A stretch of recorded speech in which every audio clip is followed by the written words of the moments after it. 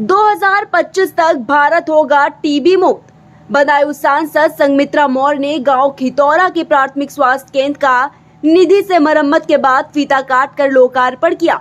Ambulance की चाबी सौंपते हुए सांसद ने 2025 तक भारत को टीबी मुक्त करने का भी दावा किया है।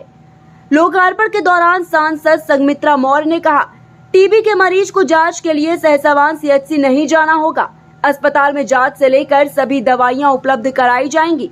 साथ ही उन्होंने कहा कि प्रधानमंत्री नरेंद्र मोदी का सपना है टीबी मुक्त भारत हो, जिसको पूरा किया जा रहा है। साथ ही उन्होंने कहा कि भाजपा एवं भाजपा का कार्यकर्ता हमेशा चुनावी मोड में रहता है।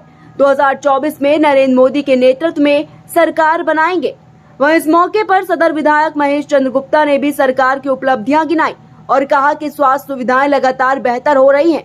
प्रधानमंत्री का टीबी मुक्त सपना 2025 तक पूरा होगा। बदायूं से विकास कश्यप के साथ bureau report, public live TV. पे जो आपने लोकार्पण किया है नवीन प्राथमिक स्वास्थ्य केंद्र खितौरा का, तो यहाँ क्या क्या सुविधाएं मिलेगी? कि यहाँ पर जो सबसे बड़ी सुविधा है आज की डेट में, हमारी सरकार चाह रही है 2025 तक टीबी मुक्त भारत हो, और उसकी जांच के लिए लोगों को सहसवान जाना पड़ता था या बदायूं जाना पड़ता था। उन्हें सहसवान या बदायूं नहीं जाना पड़ेगा, बल्कि उनको खितौरा में ही जांच भी उपलब्ध होगी, इलाज भी उपलब्ध होगा। दूसरा, हमारे यहाँ इस क्षेत्र में हमें नहीं लगता है सहसवान में किसी हॉस्पिटल में बेबी वार्मर होगा। जो बर्थ के बाद में जरूरत पड़ती है वो हमारे इस खितौरा में उपलब्ध है। पहले यहाँ पे लेबर रूम, पहले इस हॉस्पिटल की स्थिति एकदम जर्जर थी, तो नॉर्मल पेशेंट ही नहीं आते, तो लेबर पेशेंट कहाँ से आते हैं। अभी लेबर पेशेंट की भी अलग से व्यवस्था करवा दी गई है इसी बिल्डिंग में, पीछे वाले हिस्से में। साथ ही अभी यहाँ पर जो है वैक्सीन के लिए फ्रीजर नहीं था, अभी सारे वैक्सीन भी उपलब्ध है, फ्रीजर भी यहाँ पर है, तो कोई दिक्कत नहीं होनी है। दूसरा, अभी एम्बुलेंस भी, पीछे कई बार से सहसवान के लोग डिमांड कर रहे थे कि एक एम्बुलेंस उपलब्ध हो जाए, तो उसे मैं अपनी तरफ से खितौरा में एक एम्बुलेंस भी दे रही हूँ।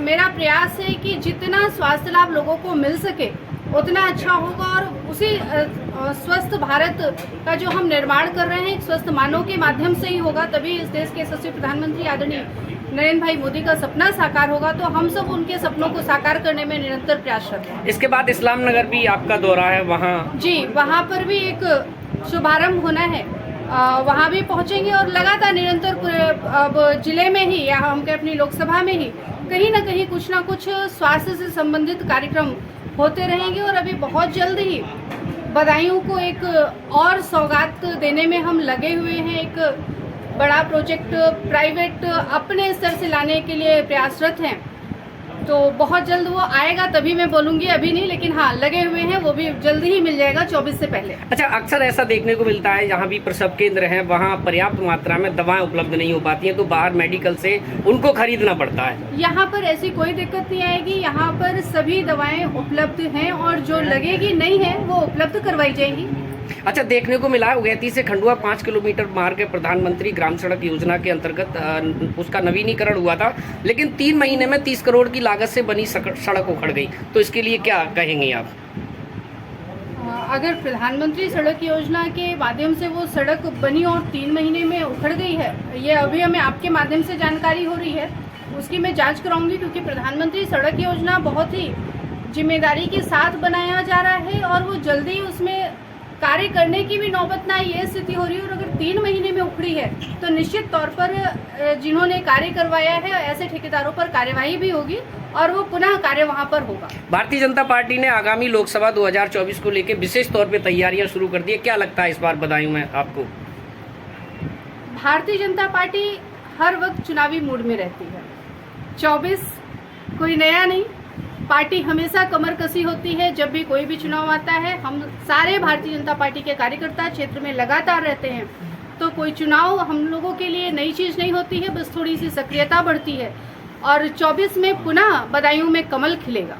क्या लगता है, आप भारतीय जनता पार्टी से सांसद हैं और आपके पिताजी समाजवादी पार्टी से हैं, और अभी हाल ही में उनके ऊपर एक जूता फेंकने की घटना हुई थी, उसको किस तरीके से देख हम रहे हैं? भारतीय जनता पार्टी के कार्यकर्ता हैं, भारतीय जनता पार्टी से सांसद हैं, भारतीय जनता पार्टी की बात कर रहे हैं, बात खत्म। क्या लगता है इस बार आपके पिताजी बीजेपी ज्वाइन करेंगे क्या? ये भी चर्चा है।